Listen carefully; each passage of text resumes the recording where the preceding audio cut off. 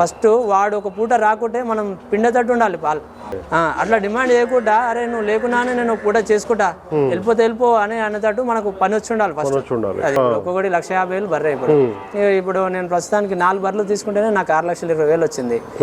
ఇప్పుడు 50 లీటర్ పేరు మీద వెళ్ళాను అని ఒక 90,000 వస్తుంది. 90,000 వస్తుంది. ఒక 30,000 ఖర్చు అయినా కూడా మనకు ఒక 50-60,000 బెనిఫిట్ అవుతుంది సార్. 6 కిలోలు దాని ఇస్తేనే మనకు వీళ్ళు చెప్పినట్టు 7 లీటర్ ఇస్తాయి.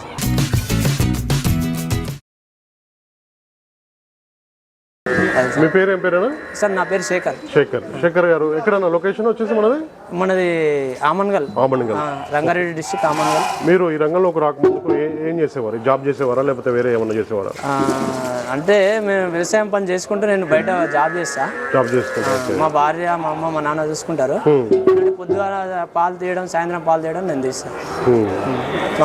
తర్వాతకు సొప్ప పోయడం అలాంటి పేడ తీయడం మా భార్య మా అమ్మ మా నాయన చేస్తారు. సపోర్ట్ ఉంది మొత్తం ఫ్యామిలీ కలిసి నేను బయట పని చేసుకుంటున్నా.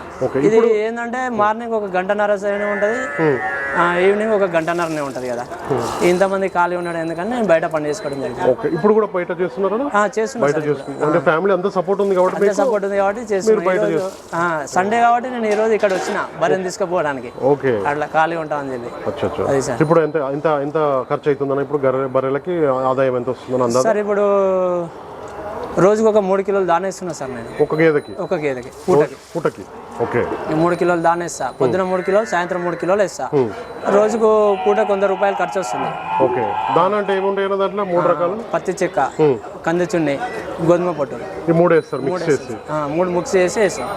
పొద్దుగాల నానబెట్టి ఈవినింగ్ వేస్తాం. మళ్ళీ ఈవినింగ్ నానబెట్టి పొద్దున వేస్తాం. అంతే. వేసిన తర్వాత మనకి రోజుకైతే 3 అంటే 6 కిలోలు ఒక్కొక్కదానికి రోజుకి 6 కిలోలు దాన ఇస్తున్నారు. 6 కిలోలు దాన ఇస్తేనే మనకు వీళ్ళు చెప్పినట్టు 7 లీటర్ ఇస్తాయి. 7 లీటర్. ఇప్పుడు పాలు తీయడం ఇట్లా మీ మదర్ గానీ మీ వైఫ్ ఎవరు చేయరు సార్, నేనే తీసుకుంటాను. మీరే చూసుకోవాలి? ఓన్లీ నేనే. బయటికి పాలు తీయడం అయితే ఎంత ఉన్నా అని నేనే తీసుకుంటాను. మీరే చూసుకుంటారు? షెడ్ గిట్లా అంతా ఉన్నదా? షెడ్ ఉన్నా సార్, ఇట్లే ఉన్నది షెడ్. మనకు ఒక 20-30 బర్రెలు పట్టిందంటే షెడ్ ఉన్నా సార్ మనకి. కాకపోతే నిదానంగా చిన్నగా చేస్తున్నారు. అదే చిన్న ఇంత ముందుకు మామూలుగా చిలక బర్రెలు ఉండే, కొద్దిగా అవి సపోర్ట్ చేయక అవన్నీ అమ్మేయడం జరిగింది. ఇప్పుడు బ్రీడ్కి రావడాన్ని అనుకున్నాము, వచ్చిన. ఇప్పుడు ఎంత? 50 లీటర్స్ పూటకి? 2 పూటలు కలిసి 50 లీటర్స్ అవుతుంది. ఎంత లీటర్ మన దగ్గర? 60 రూపాయలు లీటర్. 60 రూపాయలు. డైరీకి వస్తారా ఇంటికి వచ్చి తీసుకుంటారా? డైరీకి వస్తాం. ఎందుకంటే అంటే ఫ్యాట్ పర్సెంటేజ్ పట్టిస్తారు. ఇప్పుడు ఎట్లా ఉంటుంది సార్ అంటే ఫ్యాట్ ఉండదు సార్ మాది మొత్తం మా డైరీ అయినా కొనుక్కొని సేల్ చేస్తాడు అన్నమాట. సేల్ చేసుకుంటాడు కాబట్టి మనకు 60 రూపాయలు లీటర్ ఇస్తాడు. పేమెంట్ ఎప్పుడు కావాలంటే అప్పుడు, అంటే 1 మంత్ పేమెంట్ ఉంటుంది కానీ ఎప్పుడు మధ్యలో అవసరం అంటే ఇస్తారు. దానికి దీనికి ఇస్తారు. ఎంత వస్తున్నాయి ఇప్పుడు మీకు 50 లీటర్ల పేరు మీద?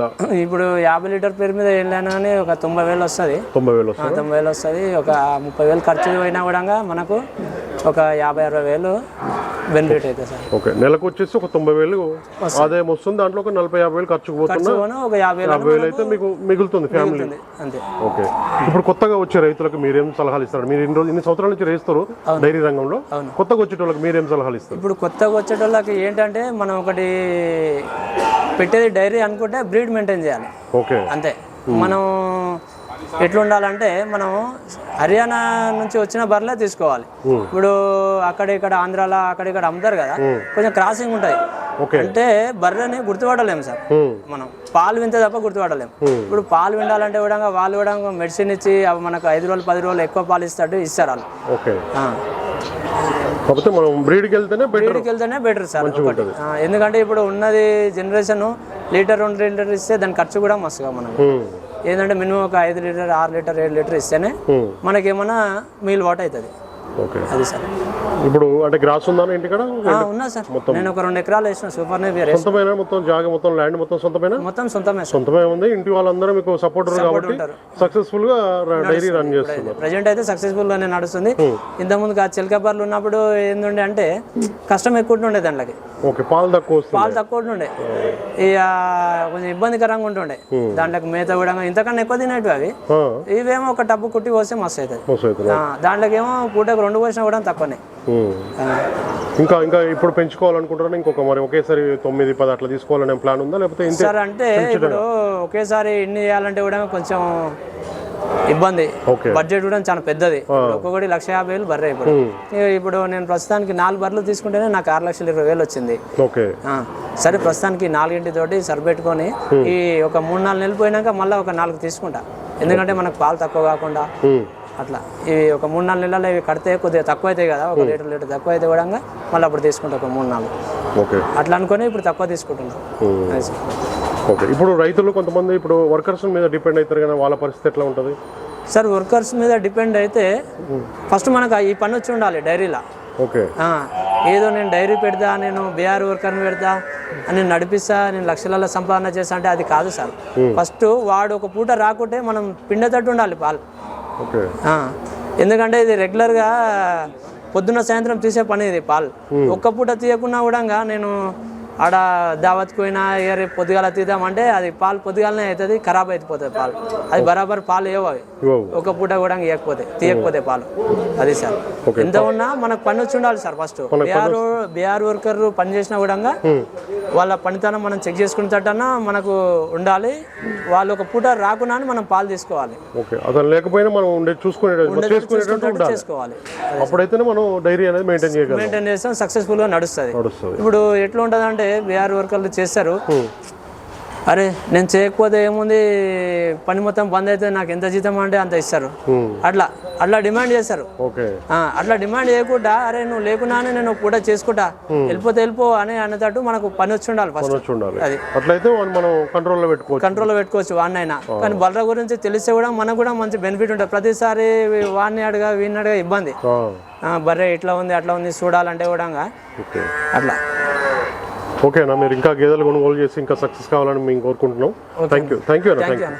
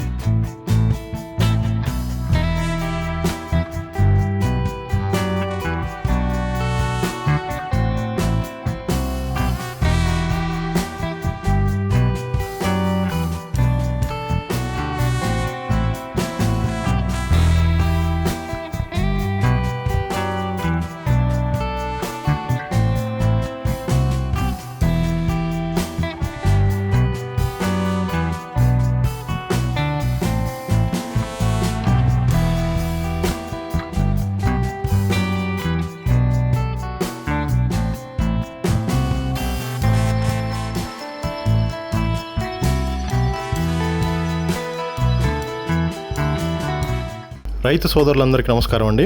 నా ఛానల్ని ఎంతగానో ఆదరిస్తున్న ప్రతి ఒక్కరికి కూడా థ్యాంక్ యూ వెరీ మచ్ అండి. ఈ వీడియోని ఫస్ట్ టైం మన ఛానల్లో చూస్తున్నవారు ప్లీజ్ సబ్స్క్రైబ్ చేయండి, లైక్ చేయండి, షేర్ చేయండి, కామెంట్ కూడా చేయండి.